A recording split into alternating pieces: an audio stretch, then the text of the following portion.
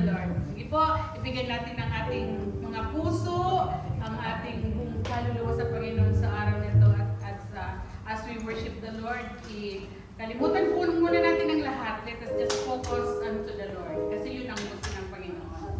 Amen? Let us give the best clap offering to the Lord. Hallelujah. Praise the Lord.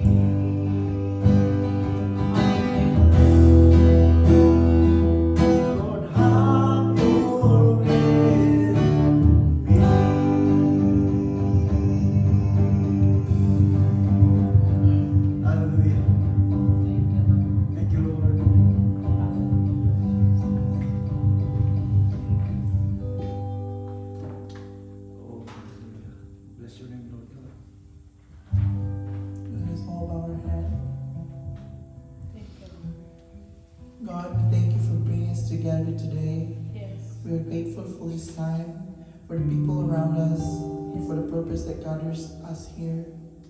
As we begin, we ask for your guidance in our thoughts, our words, and our actions. Help us listen with understanding and work with respect for one another.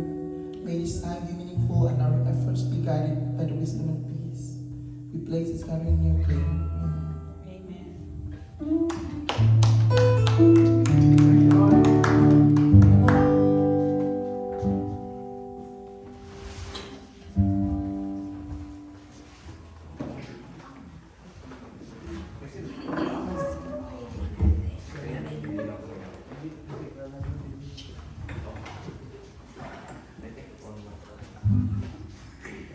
A reading from the book of Romans, chapter 10, verses 3 to 4.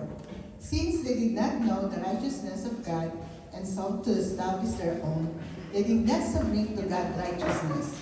Christ is the culmination of the law so that there may be righteousness for everyone who believes. May God bless the reading of His word. Amen.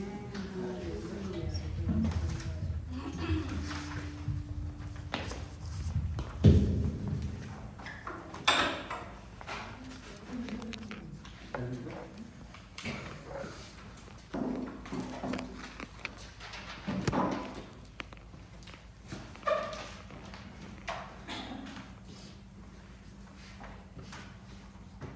Magandang umaga sa ating lahat mga kapatid. Salamat sa pagkabasa sa salita ng Diyos. Praise the Lord. Sa totoo lang, wala talaga may ensayo. Wala talaga. Hindi namin na-ensayo yung ating presentation dahil doon kami sa birthday ng aking apo. Tapos, praise the Lord. Wala tayong excuses sa Panginoon. Amen? Hindi pwedeng gawing excuse ang lahat ng bagay. Talagang dapat kung mayroon tayong mga responsibilidad sa Panginoon, gawin talaga natin to. Amen. Praise God. Hindi tayo gumagano'n sa tao kundi sa Diyos. Praise the Lord. Ngayong umaga, parang continuation lang sa ating dating pag-aralan sa last Sunday. Super taas. Praise the Lord. Mayroong God's way of righteousness. Yung binasa ng ating kapatid. Daan ng Panginoon at hindi ating daan. Hindi ating pamamaraan. Hindi ating gawa. Yung God's way of righteousness, ang Diyos ang gumawa. Amen? At alam natin na walang ibang way ang Panginoon. Walang ibang way. There's only one way. If we want to be in the presence of the Father, we have, si Jesus talaga ang ating daanan. Walang ibang daan, si Kristo Yan ang God's way ng Panginoon sa pagiging matuwid natin. Hindi tayo matuwid. Kaya lang, katulad sa ating pinag-aralan na Sunday, ang nakahadlang sa atin itong kaisipan natin Ang Biblia, nag-declare na tayo ay matuwid sa harapan ng Panginoon. Or we are made right with God. Hindi sa ating nagawa, kundi dahil sa ginawa ng Panginoon. Subalit hindi natin kayang paniwalaan sapagkat yung feelings natin sa ating mga sarili, tayo ay makasalanan pa rin. Hindi natin napatawad ang ating mga sarili. Dahil naalala niyo yung sinabi ko sa John chapter 20 verse 23 na whomsoever sin you remit, it will be remitted against them. Kung ano mang kasalanan na para bang patawarin natin ating mga sarili, patawarin natin ating kapwa. Amen? Yung ating tingin sa ating kapwa ay hindi na katulad noon, wala tayong relasyon sa Panginoon, nakapuwit ang ating mga finger sa ating kapwa, kung may nakita tayo mga hindi maganda, nandun ka agad yung ating condemnation, nandun ka agad yung ating judgmental spirit. Amen? Gaya sa sinabi ko, pag tayo magsimulang magturo sa ating kapwa, ibig sabihin natin tinitingnan ang ating mga sarili, mas matuwid kaysa kanila. Amen? Pero walang mas matuwid sa atin mga kapatid, yung holier than thou, na palang tayo ay matuwid kaysa kanila, hindi po. Ang katuwiran sa ating lahat ay pantay-pantay, sapagkat naging matuwid tayo sa harapan ng Panginoon sa pamamagitan ng ginawa ni Kristo, hindi sa ating mga gawa. Kaya sinabi dito sa chapter 10, verse 3, basahin ko ito sa New Living Translation, mga kapatid. Sa Biblia, mayroon kong sinulat dito na ibang translation na mas maliwanag na madali natin maunawaan. Kasi yung basa ni kapatid kanina, sa King James Version yon. Sa New Living Bible Translation, sa chapter 10, verse 3 and 4, ito sinabi, for they don't understand God's way of making people right with God. Amen? Ano yan to King James? New Living Translation? Oh, yan, ano. For they don't understand God's way of making people right with Himself, refusing to accept God's way, they cling to their own way of getting right with God by trying to keep the law. For Christ has already accomplished the purpose for which the law was given. As a result, all who believe in Him are made right with God. Amen. Ginawa na tayong matuwid sa Panginoon. Kaya lang tayo, tinitingnan natin mga sarili, mga kapatid, sapagkat nakita naman talaga natin, nakita natin na hindi pa talaga tayo perfect. Amen? Kaya ginas natin ang mga sarili natin. Wala pa talaga, hindi pa talaga matuwid. Pero sa tingin ng ating Panginoon, hindi dahil sa ating ginawa. Ito yung nais yung ilagay sa ating mga puso. Na naging matuwid tayo sa harapan ng Panginoon, hindi dahil sa ating mga gawa. Amen? Kundi dahil sa ginawa ni Kristo, mga kapatid. Alam natin na tayong lahat ay kalaban sa Diyos. Akala natin noon na naglaban ang Diyos at ang Satanas. Di po ba? Akala natin Satanas at ang demon, Satanas at ang Diyos ay naglaban. Pero in the long way of our study, long run of our study, nakita natin hindi pala pwedeng may kalaban ang Diyos. Hindi pala. May kalaban ba ang Diyos? Wala siyang kalaban kasi sovereign niya siya. Wala na ibang Diyos maliban sa Kanya. Kaya si Satanas, may gamit siya sa ngayon. Ginamit siya, tool siya ng Panginoon para sa ating mga buhay.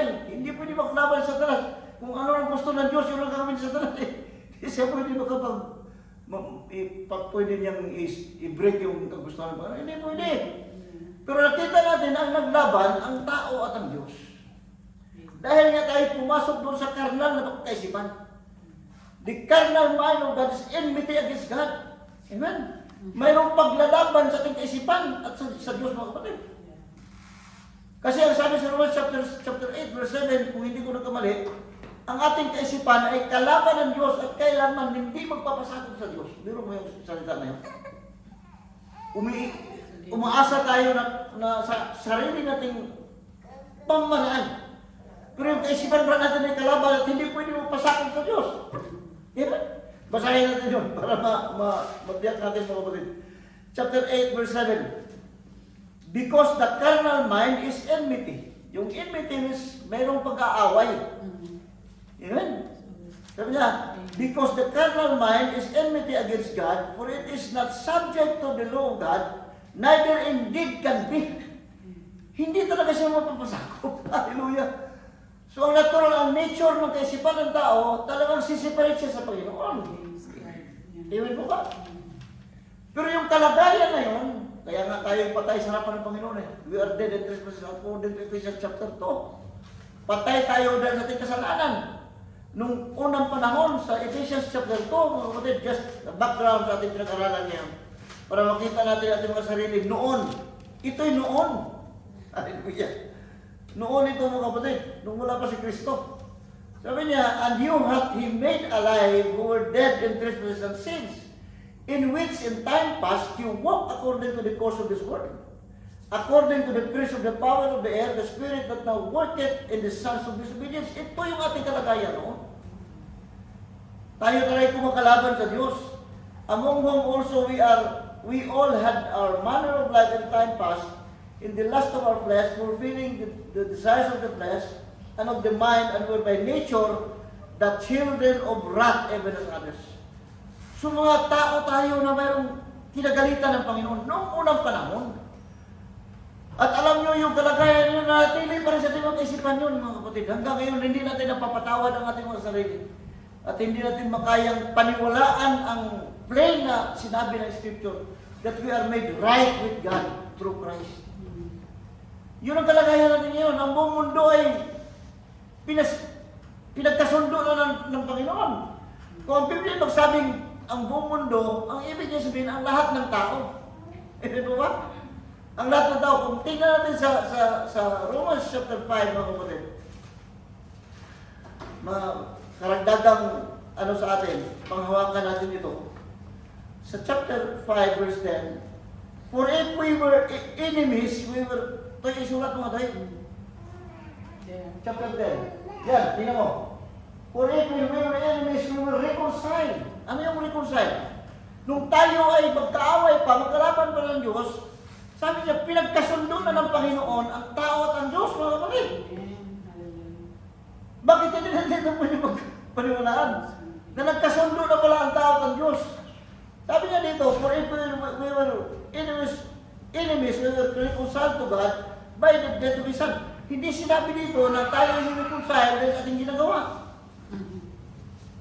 Amen po ba mga kapatid? Kasi kung ating gawa, palpak na tayo, kung ano tayo sa ating sariling gawa, ay wala na mga kapatid. Ni-refuse natin ang God's way of righteousness. Na walang ibang God's way of righteousness but Christ. Amen po ba? Now, punta tayo doon sa 1 Corinthians chapter 1 mga kapatid. Yung sabi po ni Paul, Ha? yung sabi po ni Paul na kung ano yung hindi dapat ginagawa Oo. dahil kasalanan, yun ang ginagawa ng Ginagawa tao. natin. At kung ano yung tama, yun ang ayaw natin gawin. Oo. Sabi niya, kung ako'y gumawa pa rin ng hindi masama, hindi mabuti, ang gumawa na hindi na ako. Yes, yes. Kundi yung kasalanan na nila sa atin. Amen? Amen. So, yung kalagayan ni Paul at tayo ngayon, parehas. Yeah. Dinigil siya matuwid sa Panginoon, pero nakagawa pa rin siya ng kasalanan. Yeah. Kung sabi niya, ang gumawa ng kasalanan ito, hindi na ako. Yeah. Sapagat ako is a new creation in Christ. Amen. Amen. We are declared as a new creation in Christ, mga kapatid. Hindi dahil sa ating ginawa, kundi yun ang kagustuhan ng Ama. Amen? Basahin niyo yung inano mo, Pastora. Sa Romans chapter 7 yun eh. Wala na akong ibang translation, ibang ano itong King James eh. Sa chapter 7 ng Romans, mga kapatid. For that which I do, I understand not.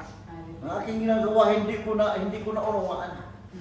For what I would, that do I not. Ang gusto kong gawin, hindi ko magawa. Yeah.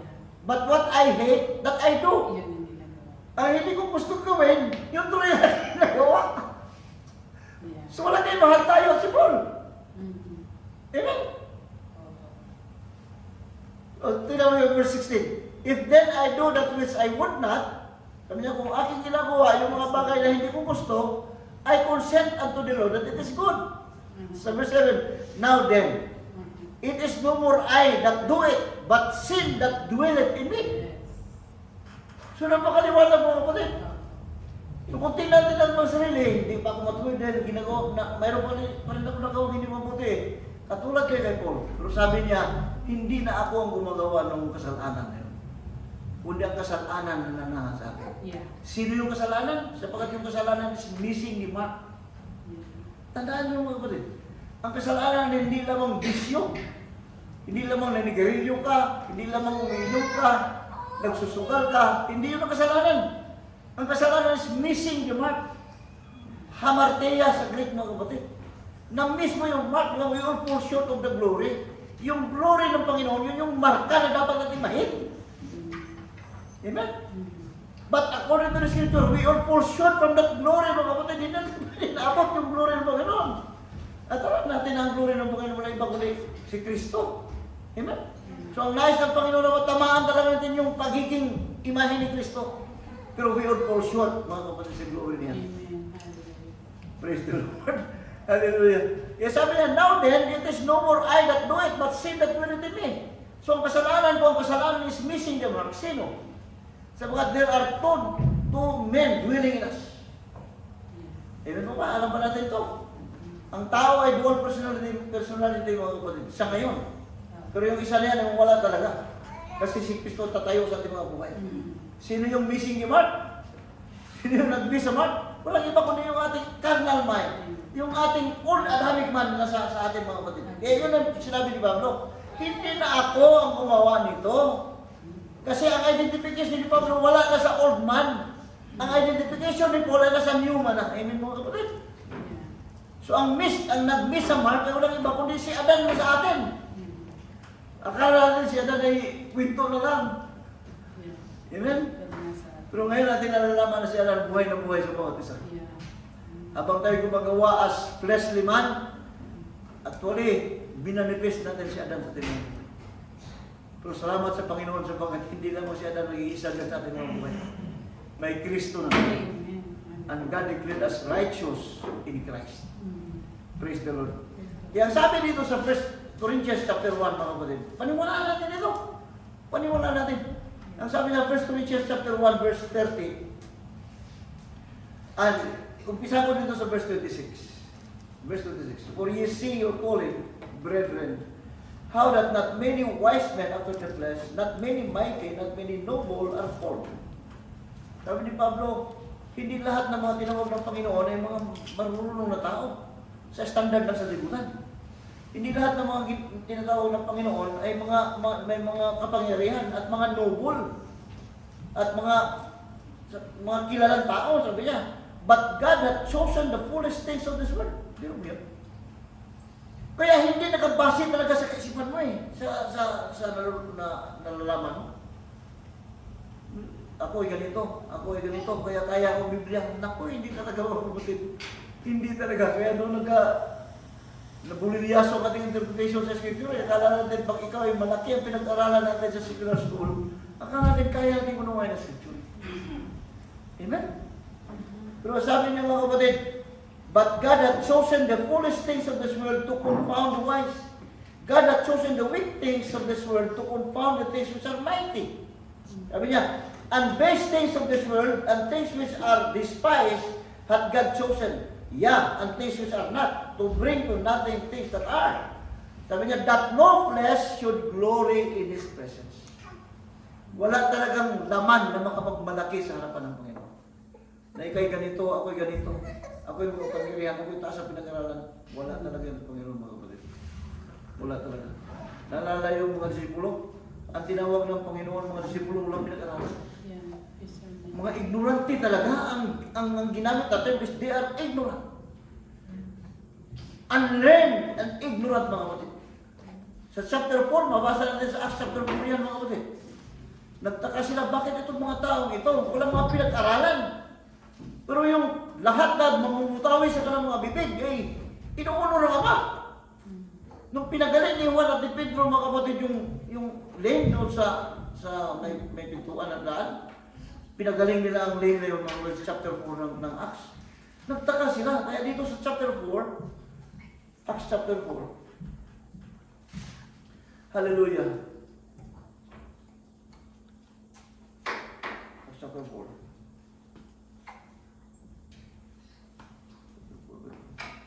Ay, Diyos. Acts chapter 4, mga kapatid. Diyan pala itong nabuksan mo. Verse 13. Now when they saw the boldness of Peter and John, and perceived that they were unlearned and ignorant men. Pero mo, mga walang pinag-aralan at ignorante talaga kung pasihan natin yung pinag-aralan sa sanlibutan. Hallelujah.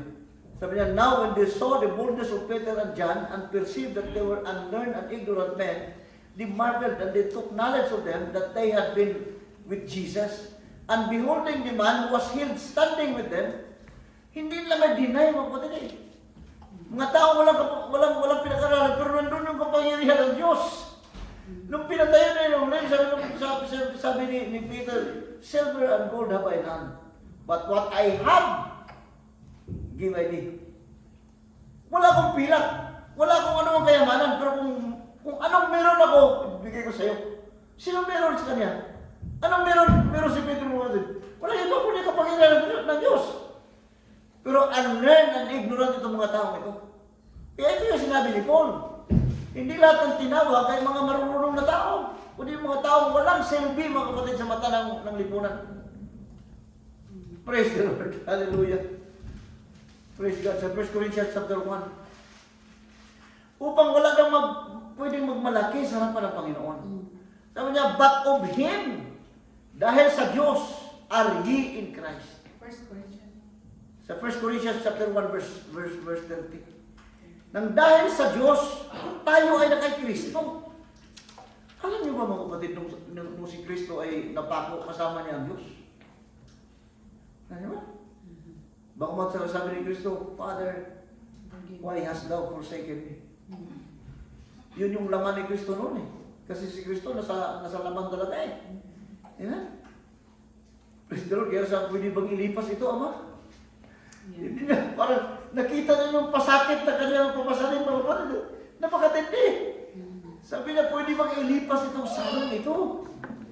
But not my will be done, but your will. Amen po ba, mga kapatid? Kaya hallelujah. For by Him, nung sinabi natin kanina, mga kapatid, na nung si Kristo ay napakaw sa cross, kasama niya naman.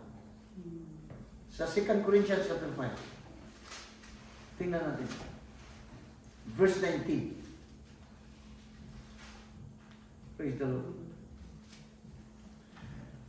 To wit that God was in. Hindi with Christ, mga kapatid, ha? God was with Christ. But tingnan mo. To wit that God was in Christ, reconciling the world unto Himself. Kailan nangyari? Di ba doon sa cross? Kung walang cross, mga kapatid, walang reconciliation. Walang pagkakasundo. Kaya nga pinagkasundo na ng Diyos ang tao at ang Diyos, mga kapatid eh. Dahil sa cross ni Kristo. At nung siya namatay, sabi niya, to wit that God was in Christ, reconciling the world unto Himself. At ang doktor nun, not imputing their trespasses unto them. Yung imputing, hindi na binilang. Ito yung nais yung isiksik sa ating mga puso ngayon, mga kapatid. Hindi ka na binilang na makasalanan sa mata ng Diyos. Hindi dahil sa ating ginawa, kundi dahil sa ginawa ni Kristo. Kasi kung kasalanan na pag-usapan, ang lahat ng kasalanan ay nag-deal na doon sa krus, kapatid. Hindi mo ba? Hindi kasalanan noon, ngayon at bukas, kundi lahat ng kasalanan nag-deal na doon sa krus. Walang ibang dealing sa kasalanan kundi ang krus. At ang sinabi ng Panginoon, behold the love of God who takes away the sin of the world. Inaalis sa mata ng Panginoon, wala na kasalanan sa mundong ito. Latak na lang ito ngayon nangyari sa limutan ito. Pero sa to say, ang nakita natin kasalanan pa rin. Amen? Hindi natin napatawan ang ating mga sarili at ating mga kapwa. Ito yung nais natin dalhin ngayon sa itong bagong taong ito, mga kapatid. Huwag natin tingnan natin, mga kapatid, na bagamat may makita tayo sa kanyang pantok itong taong ito. Itong taong ito gumagawa pa rin kasalanan. Itong taong ito mayroon pa rin. Hayaan mo lang. Hayaan mo lang. Patawarin mo yung tao na yun. Declare life. Amen. At sabihin na, Panginoon, alam ko na itong tao ito, pinatawad mo na. Praise the Lord, mga kapatid. Sa ganong kaisipan, pinantay natin ang ating mga sarili, walang taas sa atin, sa harapan ng Panginoon. Pinantay natin ang mga sarili sa ating kapwa. Kapwa lang tayo, recipient sa biyaya ng Diyos. Alam niyo ba na ang buhay natin ay puno-puno ng biyaya? Lahat ay biyaya sa ating mga buhay. Alam niyo ba na? Now, gusto ko lang i-isingit ito, mga kapatid. Kasi ang biyaya, hindi lamang salita ito eh. Ang biyaya ay isang persona. Kasi sabi ng Biblia sa John chapter 1, na the law cometh through Moses, but grace unto came through Jesus Christ. Yung came niya is, sa ibang salin doon is birthed. Basahin ko ngayon, mga kapatid. John chapter 1. Praise the Lord. Hallelujah. John chapter 1. Verse 16. Verse 15 to 17. Sabi niya, John bore witness of him and cried, saying, this was he whom I spoke. He that cometh after me is prepared before me. For he was before me. Si John ito ha. Si John is matanda kay Christ ng 6 months. Pero sabi niya, itong Kristong ito ay mas una po sa akin. Pero si John ay matanda ng 6 months sa kanya. Sapagkat kinilala niya ang Kristong ito ay nagmumula sa Ama. Kaya sabi niya, and of His fullness have all we received and grace for grace. Hallelujah. Verse 17, for the law was given by Moses, but grace and truth came by Jesus Christ. Yung word grace and truth, mga kapatid, is birthed, are birthed through Jesus Christ. Ipinanganak ang katotohanan at biyayang ito sa pamagitan ni Kristo. Yun yung ibang salin ng salita na yan, mga kapatid. So kung paano there's only way, si Christ ang way, hindi lamang daan-daan yung nakita natin daanan dyan, kundi persona ang way. I am the way. Narinig natin si Simeon, mga kapatid, nung makita niya ang bata doon sa templo, nung inihandog nila ni Joseph at ni Mary ang bata, sabi niya, Panginoon, pwede na akong mamatay sapagkat nahawakan ko ng kaligtasan. Yun. So ang kaligtasan ay isang persona. Walang ibang kaligtasan si Kristo. Walang ibang daan si Kristo. Walang ibang biyaya si Kristo. Actually, nung sabihin ng mga disipulo, aming nahawakan si Kristo. Kaya effective witness kami because we have seen the Christ, we have handled the word of life. Biro mo nahawakan. Actually, nahawakan nilang biyaya. Tanungin niyo ba yung mga kapatid? Mayroon ba tayong atin dito sa mundo ito? Mayroon ba tayo? Masabi rin ako kasi, ako dahilan yan, bakit ako naging ganito? Kaya sa ating mga trabaho mga kapatid, alam ko may mga matataas na posisyon sa atin sa trabaho. At salamat sa Panginoon. Pero isang pitik lang ng Diyos sa'yo. Amen mo ba? Kung hindi mo i-acknowledge yan mga kapatid, dapat kayabang mo. Amen? Isang gano'n na ng Diyos sa'yo sabagat napakataas mo. Bukas wala ka na. Kaya lahat ng ating natamasa sa mundo ito, biyaya ng Diyos. Amen? Hangin. Atin ba ito?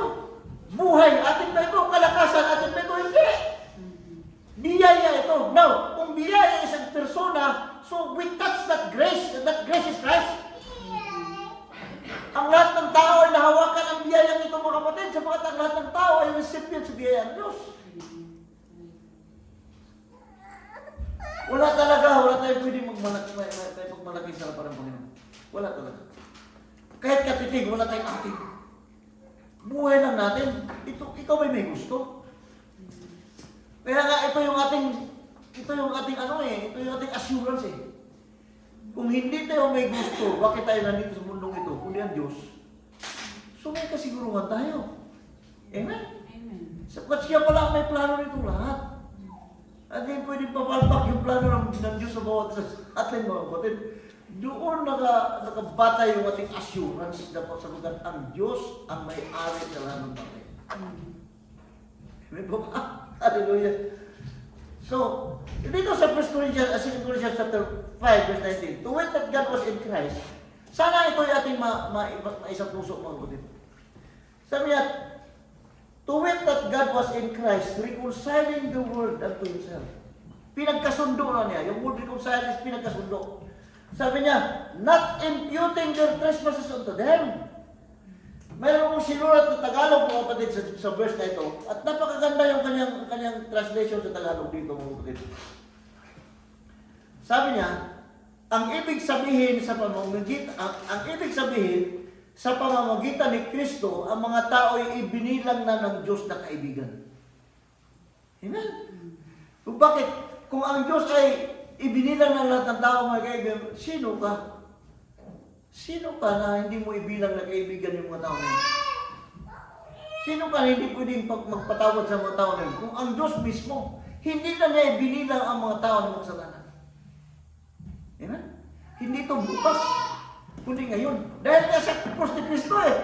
Sabi niya sa Tagalog, ang ibig sabihin, sa pamamagitan ni Kristo, ang mga tao ay ibinilang ng Diyos na kaibigan at hindi na niya tinatandaan ang kanilang mga kasalanan. Oh my God, hallelujah. Pero tayo, grabe yung ating memory sa Amen mo mga kapatid. Sa Diyos pala, hindi na tinatandaan yung kasalanan ng tao. He hold nothing against any person. Amen. Wala siyang pinanghahawakan sa atin against sa atin. Wala. Sapagkat kanyang kagustuhan ito, biyaya ang tinatanggap mo sa kanya. Walang sino man sa atin ay deserving ng kaligtasan ito. We don't deserve the salvation. Kaya nga, unmerited favor eh. Hallelujah! Kaya nga, hindi naisip itong mga kapatiran natin nangangaral about grace na nung ikaw ay hindi pa ligtas, dahil sa biyaya ng Panginoon ligtas ka. Nung ikaw ay ligtas na tuloy, mawala yung kaligtasan mo. Wala kang assurance sa kaligtasan mo. Hindi talaga biyaya ang kanilang pinipreach.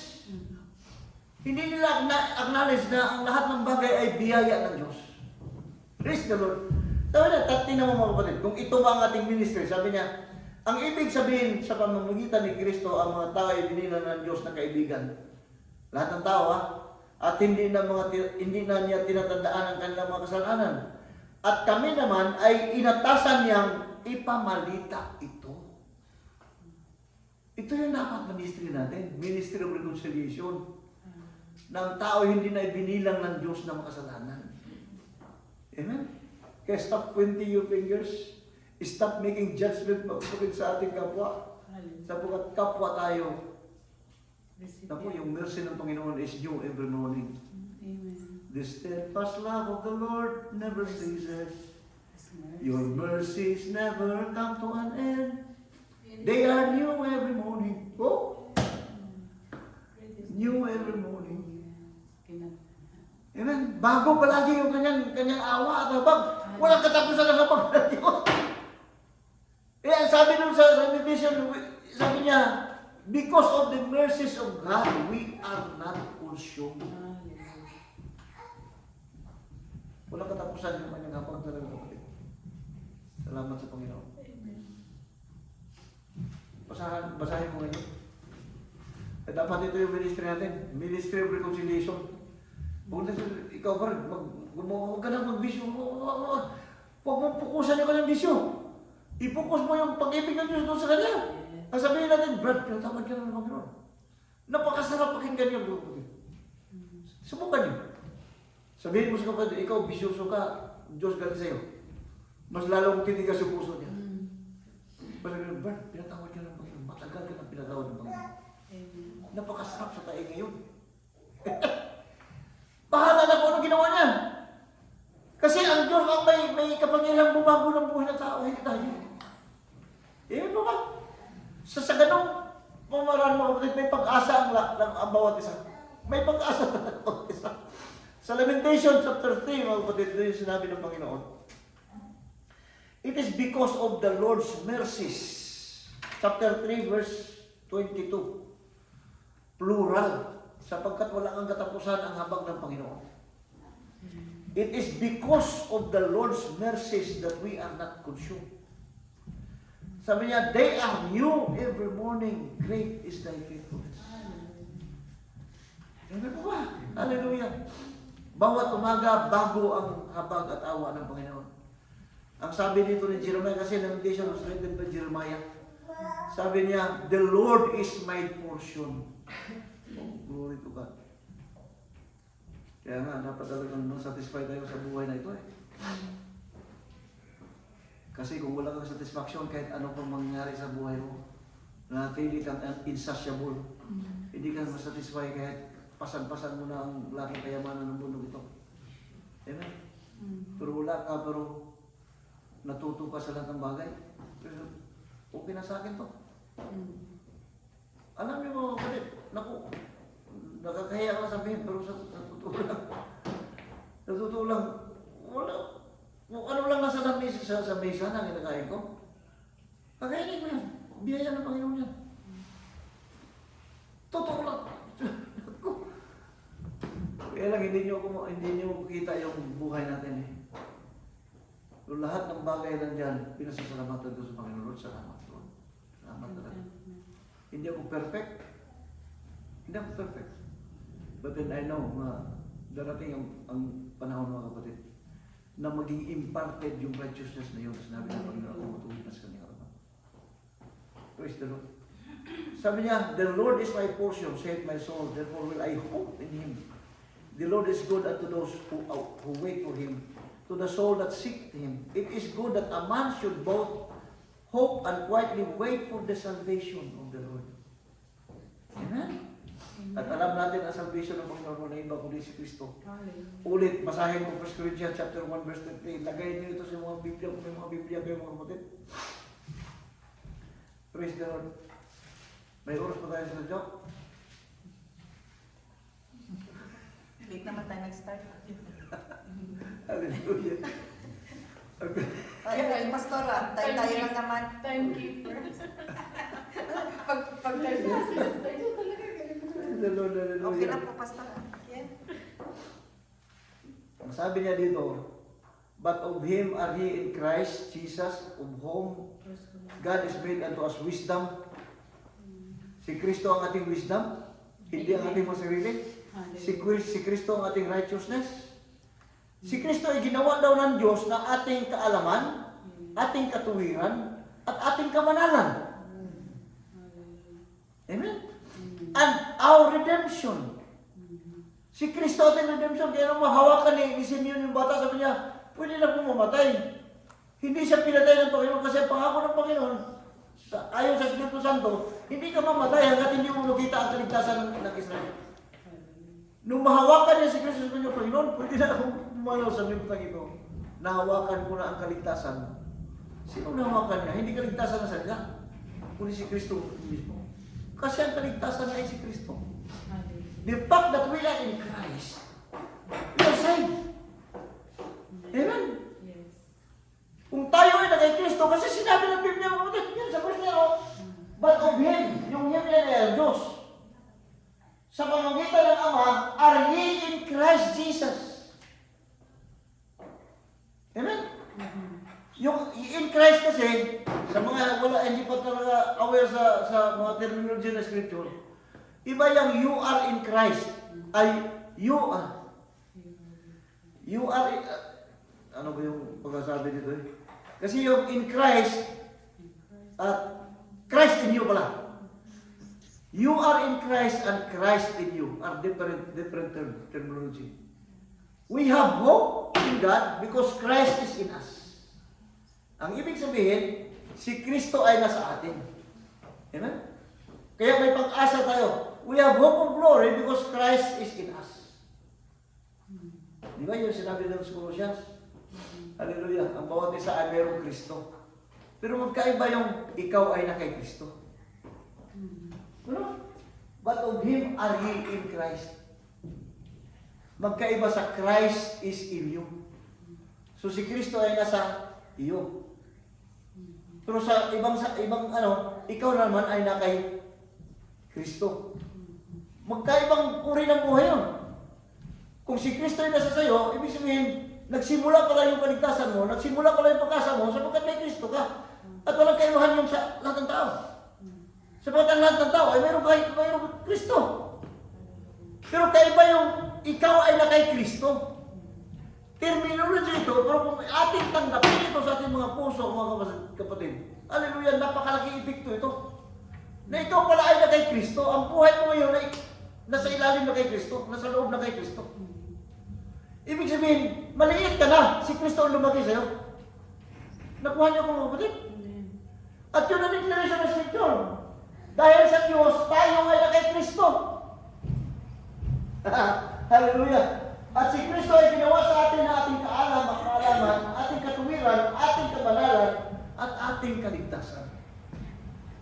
Woo! Hallelujah. Dahil sa buhay ni Kristo, chapter 5 ng Romans, mga kapatid, kung mayroong oras pa tayo, hallelujah. Chapter 5 ng Romans, mga kapatid. Ang sabi niya dito, sa verse 10, for if when we were enemies, we were reconciled to God by death of His Son, much more being reconciled, hallelujah, mas higit na tayo ay pinagkasundo na ng Diyos, we shall be saved by His life. Tayo ay maligtas hindi dahil sa ginawa mo, kundi dahil may buhay ni Kristo na sa iyo. Naalala ko yung nung binidate ako ng salita ng Diyos sa mga nakarang araw, na nakarating ako doon sa sinabi ni John the Baptist na ako'y nagbautismo sa inyo ng tubig. I baptize you with water, but He that will come after me will baptize you in the Spirit and with fire. Di ba ating pagkalan nun, sinong pastor na siguro? Ang ating akala noon, baptism with fire, yung Ramdaman mo Speaking, ano, umiinit yung katawan mo. yeah. Di ba? Kasi yun ang sinabi na pastor eh. Pag nasa worship ka, umiinit yung katawan mo, baptism of fire. Tapos mag-speak in tongues. Baptism of fire. Ano yan? Napakalayo sa katapanan yung lumanin. Kasi fire, pastor, fire, Hindi mo mainit. yung fire ng Diyos. Umiinit na yung katawan mo, baptism of fire. Alam natin mga kapatid na ang lahat ng tao ay binigyan ng Espiritu ng Diyos. Hindi lang alam ng lahat ng tao. Hindi lang alam. Pero ang lahat ng tao ay mayroong Espiritu ng Diyos. The fact na tayo recipient sa breath ng Panginoon, God breathed unto His nostrils, Spirit yun. Amen? Doon sa Genesis chapter 2 verse 7, hiningahan ng Diyos ang tao ng kanyang hininga. Hininga ng buhay. Ang hininga ng buhay is Spirit yun. Amen? Hindi lang alam ng lahat ng tao mga kapatid. Pero tayo nakakaalam, ang sabi ng Biblia, kung mayroon tayong Espiritu, ibig sabihin, ang Diyos ay nanirahan sa atin. First John kapatid. Chapter 4. Praise the Lord. First John chapter 4. Verse 11. Beloved, if God so loved us, we ought also to love one another. No man hath seen God at any time. If we love one another, verse 12, if we love one another, God dwells in us. Narinig niyo yun? Kung tayo magmahalan ating kapwa, sa bawat isa, ang Diyos ay naninirahan sa inyo. Amen? Paniwalaan ba natin ito mga kapatid? Sa ating kaisipan, ang Diyos ay wala sa atin. Pero sabi niya, hallelujah, no man hath seen God at any time. If we love one another, God dwells in us, and His love is perfected in us. Kaya nga yung Espiritu ng Diyos ay nasa atin upang i-perfect ka. Hindi lamang uminit yung katawan mo, kaya ikaw yung Espiritu Santo sapagkat baptize ka ng Espiritu Santo, pag naramdaman mo yung init. Hindi. Kung may Espiritu ang tao, ipiperfect ng Diyos ang tao, kapatid, sapagkat nandiyan ang Diyos nakatira sa iyo. Hindi pwedeng manahan tayo sa dati pa rin. Sapagkat kung ang Diyos ay nasa atin, gusto niya kapanahan eh. Sapagkat banal na Diyos. Amen? Yun yung purpose ng Panginoon, bakit tayo binigyan ng Espiritu? To cleanse us. Kung walang Espiritu, walang conviction. Amen mo ba? Kung walang Espiritu ang tao, wala kang conviction, kagawa ng kasalanan, wala ka pa rin conviction sapagkat akala mo wala Diyos sa'yo. Ito yung itong sinabi mo mga kapatid. By this we know by this know we that we dwell in Him and He in us. Maliwanag mga kapatid. Sabi niya, nalaman natin na tayo ay naninirahan sa Kanya at siya ay naninirahan sa atin because He hath given us of His Spirit. Kapag binigyan niya tayo ng Espiritu. Amen po ba? Accepted ba natin yan na tayo lahat ay binigyan ng Panginoong Espiritu Santo? Hallelujah. Kung tingnan natin yung sinabi noon sa Matthew mga kapatid, yung sinabi noon, dito ako magtatapos, dito ako magtatapos. Hallelujah. Tawa.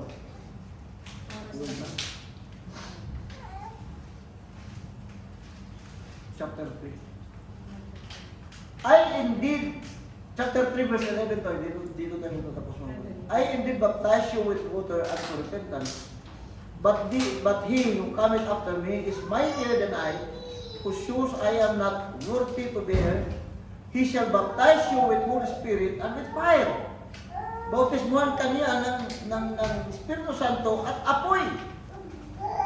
Si John ang bautismo ng tubig, pero si Kristo darating, sabi niya, bautismuhan, alam natin yung word na baptize, mga kapatid. Baptizo in Greek, ibig sabihin, immerse. Ilulubog ka. Hindi physical na ilubog ka sa tubig, kundi masaturate ka sa Espiritu ng Diyos. Binigyan ka ng Espiritu ng Diyos at ang Espiritu ng Diyos na lalaki sa atin. Hallelujah! Ang sabi niya dito, He shall baptize you with Holy Spirit and with fire, whose fan is in His hand. Ano yung fan, kapatid? Ha? Ano yung fan? Yung pangtahit? Yung ba yun? Ha? Fan. Ito yung sulat mo ito eh. Now, whose fan is in his hand, and he will totally force his flow. Kasi yung fan parang pang ano yan eh, pang Panghawik. oo, pantahi. O parang bilao, parang kanon. Para alisin yung tahip. Hallelujah. Tingnan mo mga kapatid. Ang purpose ng fan is, di ba, naalala niyo yung sinabi ng Panginoon, Pedro, Lord, hindi kita iiwan. Mamatay man ako, Panginoon, hindi kita iiwan, sabi ng Panginoon. Hindi pa titilaw ka ng dalawang beses. Pangatlo mo na akong itatatuha. You will deny me thrice, sabi ng Panginoon. Hindi pa titilaw ang manok ng mga lawa. 3 beses mo na ako itatatuha. Pedro, sabi niya Panginoon, nais na Satanas na tahipan ka. Amen? Yun. Yun yung fun. So, ang purpose lang ng Panginoon, purpose niya sa ating mga buhay, upang alisin yung tahip sa ating buhay. Amen. Pero negative na nakarating sa ating mga kapatid. Ang pag-alis sa tahip, upang maiwan yung butil. Talagang linisin niya yung kanyang floor, sabi niya, yung bar niya. At punay sabi niya, hallelujah, He will baptize you with Holy Spirit and with fire, whose fan is in His hand, and He will thoroughly, yung word na thoroughly, talagang, hindi lang ito feeling mo, init yung katawan mo. Ulit talagang maramdaman mo yung apoy ng Panginoon. Sa mga trials and testings sa ating mga buhay, mga kapatid. Thoroughly, talagang masidhi na paglilinis. Sabi niya, and He will thoroughly purge. Yung purge kasi, linisin ka eh. Di ba? Yung purga ito sa ano eh. Linisin ka, yung purge. Dito kinuha yung word na purgatory. Yung purgatory yung Catholic. Purge yun. Ang original word niya doon. Ang purge is linisin ka. Pero ang mali, dahil doon ka lilinisin sa langit. Di ba? Ang purgatory sa langit. Hindi ko sasabi. At sabi nila, tawag ito, nasa gitna. Nasa gitna. Doon parang, doon ka nililinis. Parang nasa taas na rin. Kaya pupunta ka sa langit, pero, Nililinis that is screening. Yeah. That is the purgatory. Pero patay ka na noon. Yun ang tawag sabi nila. Patay ka na noon. Oo, pero di pa nila alam kasi kung saan ka kasi siguro. Saan ka papunta? Ano Sa ka? langit o impyerno? Langit ka ba o impyerno? Tapos marami ka sabi. Yeah, that's the goal for Kaya pastor, sa Catholic, yung di ba patay na, pinapanalangin, nagdadasal sa 10 araw, nagdadasal kasi daw, yung kaluluwa na nung namatay, nasa purgatory pa rin. Para daw makapunta doon sa langit, kaya dadasalan ng mga buhay pa. Pinasal sa Catholic, yung Panginoon, iligtas mo kami sa aming mga kasalanan. Ay, patawarin mo kami, iligtas mo kami sa apoy ng impyerno. Yeah. Anuin mo ang mga kaluluwa sa purgatorio na wala nakakaalam. Kuryado pa. Hallelujah. Kabisado din. Kabisado pa. Ilang beses mo kami sa namin sabi. Ang totoo pala, ngayon tayo pinupurga ng Panginoon. Ngayon ang purgatoryo. Kung ang purgatoryo pag-usapan ngayon. Ito yung purgatory natin. Kasi yung mama ko, nagaganyan yung naglilid ng prayer sa Catholic dati. Papagalan ng lahat ng lahat ng mga saint. Tapos ang sagot ng mga tao, ipanalangin mo kami. Magsasabi ng saint, ipanalangin mo kami. Ipanalangin mo. Yung daddy ko nasa likod. Yung mama ko naglilid. Sabi ng mama ko, yun. Tapos yung mga tao, ipanalangin mo kami. Yung daddy ko sa likod, pare-pare mo. Narinig ng mama ko kasi naglilid ng prayer. Sabi sa subconscious ng mama ko, narinig yung dad ko si Ricardo na naman yan. Makikita niya pag uwi sa bahay. Galing sa mama ko, narinig niya pare-pare mo. Tapos pagdating sa bahay, nag-away sila. Bakit yun? Sabi ng mama ko, kasi namin pare-pareho naman yung sagot. Ipanalangin mo kami. Pareho lang. Pareho. Kilusap po yung daddy ko. So, ngayon, nagkatotohanan pala sa purgatoryo, dito pala ngayon. Kasi binigyan ka ng Espiritu Santo at ang apoy. I-baptize ka ng Espiritu Santo at apoy. Amen. Yung apoy na yun, purgatoryo yun. Maglilinis sa'yo because our God is a consuming fire. Sorry po, nag-testimony. Hallelujah! Salamat sa Panginoon mga kapatid. Dahil naman may naano tayo, may nakita tayo yung mga, hindi natin inaano yung doktrina namin. No, hindi po. Salamat sa Panginoon. Sapagkat hindi Salamat lang sa natin mga ano eh. Ilinaw lang natin. Pero kailangan lang na makarinig tayo ng ano para Yes, opo. mag-correct yung ating mga natanggap dati. Salamat sa Panginoon. Amen. Yung kasi nakikita ng Panginoon ang puso natin noon doon sa Katoliko pa tayo. Yeah. Ako naging Katoliko, naging Aglipay, naging Sabadista. Biro mo yung dinaanan. Kami naging ang sa totoo lang Aglipay kami noon na. Aglipay ang church ko. Pagkatapos may trip na nangyari sa amin, aking kapatid ay na-involve sa isang patayan doon. At yung pumatay talaga, kasama niya, asidero doon sa amin, mayaman doon sa amin. At ang sabi doon, may sulat na nakita ng tatay ko, doon sa aming baroto, lalagyan ng lambat, may sulat doon na pag magtistigo yung anak mo, patay ka namin. Para makasiguro kami na hindi magtistigo yung anak mo, lumipat ka na yun. Kaya napilitan yung tatay ko lumipat, pero Aglipay, naging Katoliko kami, kasi yung mayaman doon, yung may hawan ng Katoliko, pero yun. Yeah, walang nangyari sa kapatid ko kasi lumipat yung reliyon eh. Pag ganun yung tatay ko. Ngayon, nung maging Katoliko kami, nabuksan naman kami sa Belista. Sa Belista na naman. Nung ako'y nakulong, nabunagin ako. Ang tatay ko nanatili sa Belista, kaya pag nung una ko natin doon sa amin na mag-preach ako, hiwalay.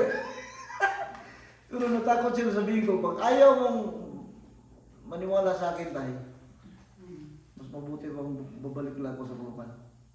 Sabi niya, huwag naman. Huwag naman. Umpisa siya nakinig. At nung makinig siya, nabuksan siya ko. Amen. Sabi niya, alam ko pala na ganito pala ang bunagin. Noon pa sana. Pero salamat sa Panginoon bago sila namatay. Bunagin talaga sila. Pati yung nanay ko, bunagin yung kapatid ko, dati lasinggo, naging pastor ngayon sa Bawat Baptist siya. Ganun ang Panginoon may plano sa ating buhay mga kapatid. Handa lang tayo tumanggap kung anong mga koreksyon ng Diyos natin. Amen? Makita natin ang plano ng Diyos natin. Salamat sa Panginoon. Salamat sa Panginoon. Tayo lahat ay magsitayo. Salamat Panginoon sa iyong salita ngayong umaga, Panginoon. Aming inaalay ang iyong mga buhay tayo. We offer our lives, Father God, to your presence this morning, Father God. Hallelujah. Gawin mo ang nais mong gawin sa aming mga buhay. Alam po namin ang mabuti ang plano mo sa bawat buhay ng bawat isa, Panginoon. May mga bagay kang inahanda sa bawat isa sa amin. Alam po namin, hindi sa sanlibutan ito magkaroon ito ng satisfaction. Kundi sa iyong salita, Panginoon, masatisfy kami sa iyong salita, masatisfy kami sa iyong pangako. Kinakailangan lamang na may iyong kami satisfaction sa isang bagay, Panginoon. So kung napakalaking problema, hindi kami masatisfy ng mga bagay na ito. Salamat po Diyos at ihanda mo ang bawat isa sa amin, Panginoon. Maraming salamat sa buhay ng bawat isa. Salamat sa mga healing, Panginoon, kay Sister Rose. Hallelujah. Pinagaling mo siya, Panginoon. Magiging Sister Donna, alam po namin, Panginoon, na pinagaling mo na siya. At kung sino man sa amin mga kapatiran na mayroong sakit at karamdaman na itinataas namin siya, Panginoon, ikaw ang pagaling sa kanila, Diyos. Maraming po salamat. Pinagaling mo na kami, ang mga Espiritu pinagaling mo na, Panginoon. Hallelujah. Kaya pinasalamatan ka namin ngayong umaga. Ang lahat ng ito ay aming at pagpulit mo sa salamat in Jesus' name. Amen. Amen. Magandang umaga sa atin lahat mga kapatid. Praise the Lord. Tayo po yung muto. Tayo ay dadapon sa offering. Okay. Mag-ano na lang siguro ako mag-testimony. Sa offering. Meron po akong kumari.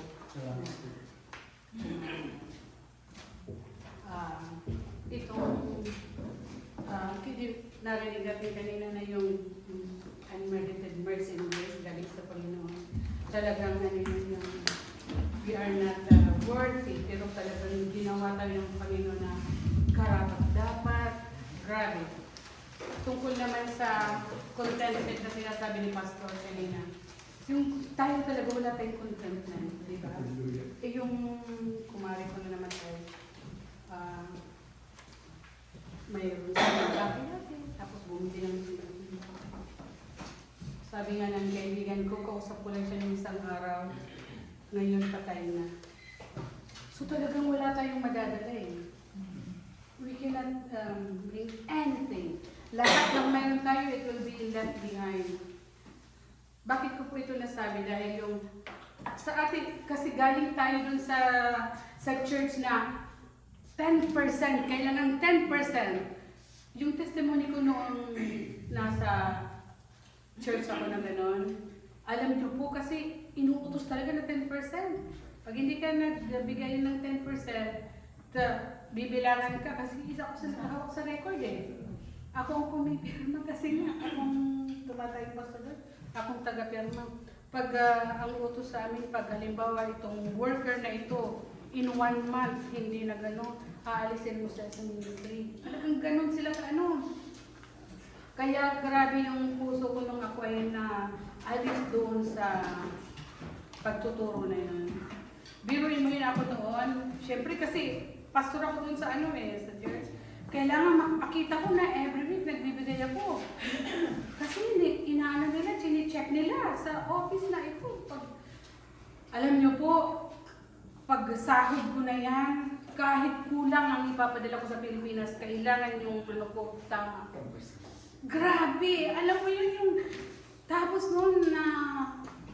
Parang wala naman akong yung feeling ko ba na nagbibigay ako ng 10% pagkatapos sa puso ko, kukunti yung ipapadala ko. Kasi di ba yung caregiver tayo, kukunti yung ipapadala ko sa anak ko.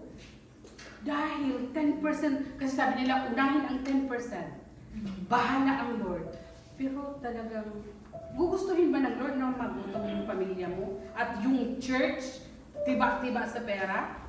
Di ba? Nagpapakasasa ang church sa pera dahil 10%, tapos yung pamilya mo, tinitipid mo. Ako talaga kaya ako talagang ganito ng puso ko dahil talagang salamat sa Panginoon dahil inalis ako doon. I truly believe na inalis ako doon, Lord, kasi mali talaga. Basta pagbibigay po natin kahit magkano yun, maliit, malaki, galing sa puso. Kasi yun ang gusto ng Lord. Di ba? God loves a cheerful giver. Hindi ka napipilitan. Kung marami ka, pinagpapala ka, magbigay ka ng madami. Kung kunti lang, ganun din. Ang bilang noon sa Lord ay pareho. Salamat po sa Lord kasi wala na tayo doon sa sitwasyon na yun. Naalala ko lang na yun dahil talagang grabe at struggle ko noon na, bakit hindi ako masaya nung ang dami na ng tao na grabe po ako sa evangelism dati. Is testimony ko lang kami ni Joanne. Grabe yan, yung Saturday, talagang dyan kami sa Jackson Square, nabibigay ng yung, kaya dumami kami kaagad. Pero, ako po, hindi ko sinasabi na mali yung ko. I was blessed. Dahil kahit wala pa yung family ko, na ako, kumbaga yung naging tahanan ko, hindi ko rin masasabing nasa mali akong Kasi, I was ignorant with the diba? So, naging tahanan ko yun. Pero, ako ay naniniwala na may purpose ang Lord. Bakit ako nabuksan sa ganito?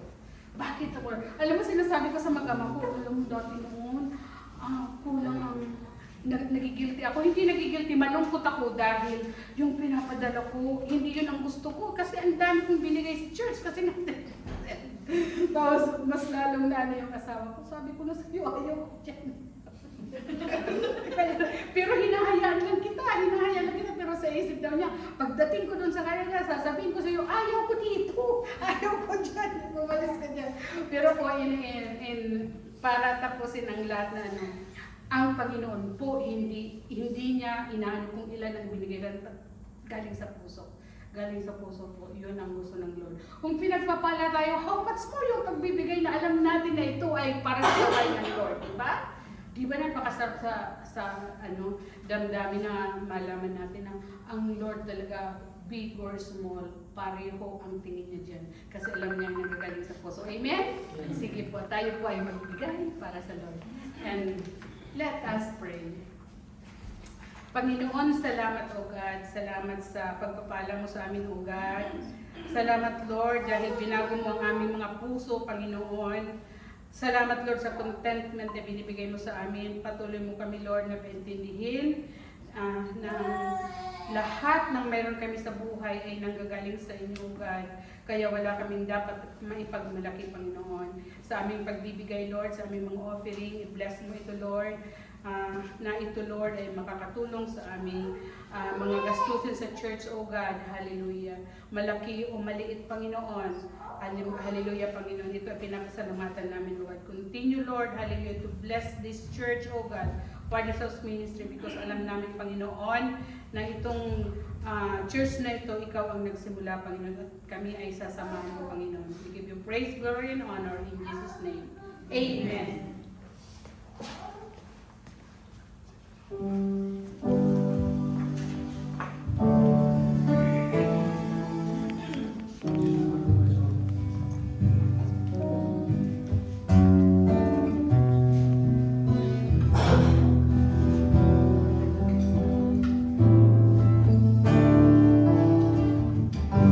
Jesus, lover of my soul. Jesus, I will never let